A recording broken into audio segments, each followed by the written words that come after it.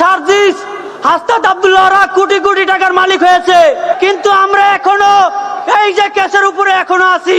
এই রাজাকারের ভূমিকায় জামাত ছিল, এখনো তারা সেই ভূমিকাতেই আছে। তারা জুলাইকে ধারণ করে না, তারা জুলাইকে বিক্রি করে। 2025 সালে এনসিপি আত্মপ্রকাশের পরেই 25 জুলাই আমরা বাংলাদেশের 64টি জেলা শহরগুলোকে সামনে রেখে আমরা জুলাই পদযাত্রা করেছিলাম। এর ওই ধারাবাহিকতায় আমরা এবার আবার নতুন করে জুলাই পদযাত্রা 2026 আয়োজন করতে যাচ্ছি। আমাদের প্রতিপাদ্য হচ্ছে গণভোট বাস্তবায়ন, কর্মসংস্থান ও সীমান্ত সুরক্ষার দাবিতে জুলাই পদযাত্রা 2026। আমাদের এই বিষয়টি লিখিত প্রেস রিলিজ রয়েছে, আমরা সেই প্রেস নোটটি পড়ছি। ঐতিহাসিক রক্তস্নাত জুলাই ফিরে এসেছে নতুন প্রত্যাশা ও প্রেরণার বার্তা নিয়ে। হাজারো শহীদের আত্মত্যাগ এবং ছাত্র জনতার গণঅভ্যুত্থানের মধ্য দিয়ে অর্জিত নতুন গণতান্ত্রিক বাংলাদেশের ইতিহাসে জুলাই একটি অনন্য অধ্যায়।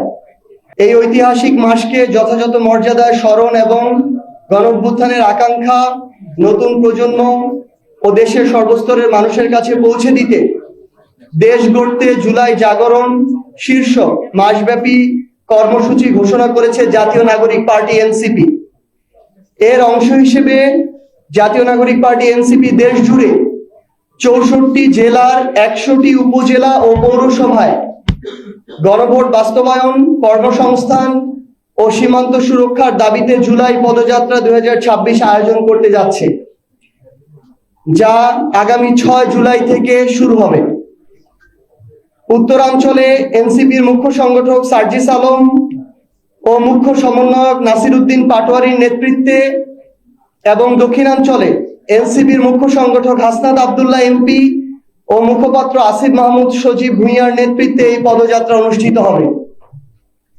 জাতীয় নাগরিক পার্টি এনসিপি বিশ্বাস করে জুলাই শুধু একটি মাস নয়, বরং এটি আত্মত্যাগ, গণ আকাঙ্ক্ষা, গণতন্ত্র, ন্যায় বিচার এবং নতুন বাংলাদেশ বিনির্মাণের প্রতীক।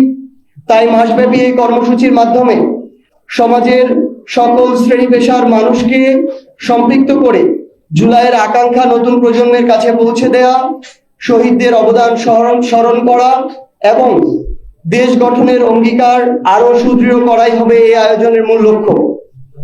দেশ গড়তে জুলাই জাগরণ কর্মসূচির অংশ হিসেবে জুলাই পদযাত্রা 2026-এ দেশের সর্বস্তরের নাগরিক, তরুণ সমাজ, সাংস্কৃতিক কর্মী, পেশাজীবী, শিক্ষার্থী সহ সকলকে স্বতঃস্ফূর্তভাবে অংশগ্রহণের জন্য আহ্বান জানাচ্ছে জাতীয় নাগরিক পার্টি এনসিপি।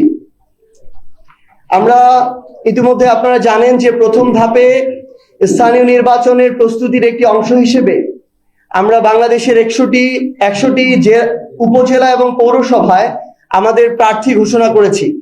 সেই 100টি উপজেলা এবং পৌরসভাতেই আমরা আমাদের এই জুলাই পদযাত্রা করছি, যা 64 জেলাকেই টাচ করবে।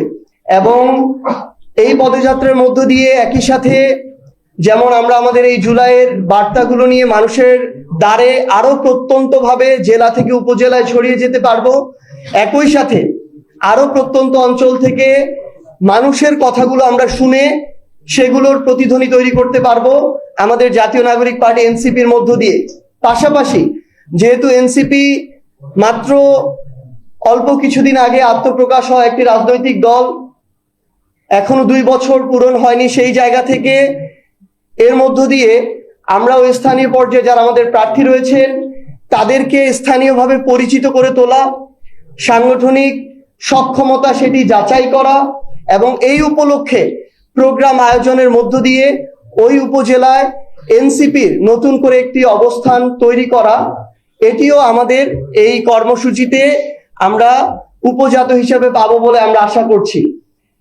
তো সেই জায়গা থেকে আপনাদেরকে আমরা এনসিপির পক্ষ থেকে আহ্বান জানাই যে গতবার আমাদের ইলেকট্রনিক এবং প্রিন্ট মিডিয়ার সম্মানিত সাংবাদিক ভাই বোনেরা আপনারা পুরো দেশ জুড়ে আমাদের সাথে ছিলেন, অনেক কষ্ট করেছেন। আমরা আমাদের এই মূল প্রতিপাদ্য যেটি রয়েছে এটির পাশাপাশি আরো অন্যান্য বিষয় যেমন নিত্য প্রয়োজনীয় দ্রব্যমূল্যের ঊর্ধ্বগতি, গ্রামাঞ্চলে মানুষ প্রচন্ড বিদ্যুৎ সংকটে ভুগছে, আমরা মাঠ পর্যায়ে যখন দেখি সার থেকে শুরু করে কৃষকের প্রয়োজনীয় যে জিনিসপত্রগুলো, কীটনাশক প্রত্যেকটির দাম সিন্ডিকেটের কারণে অনেক হারে বৃদ্ধি পাচ্ছে।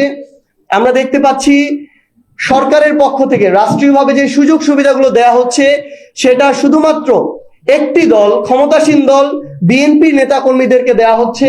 বিএনপি 50% ভোট পেয়ে এবার নির্বাচিত হয়েছে, তাহলে বাকি যে 50% মানুষ, যাদের মধ্যে অনেকে আছে অত্যন্ত নিডি, যারা অত্যন্ত একটা কঠিন সময় পার করছে, সেই মানুষগুলো এই সুযোগ সুবিধাগুলো পাচ্ছে না। তাহলে এই বিষয়গুলো আমরা শুনতে এবং তুলে ধরতে মাঠ পর্যায়ে যাচ্ছি। আপনারা এই জায়গায় আমাদের সাথে পূর্বের মতো থাকবেন, এটা আমাদের প্রত্যাশা।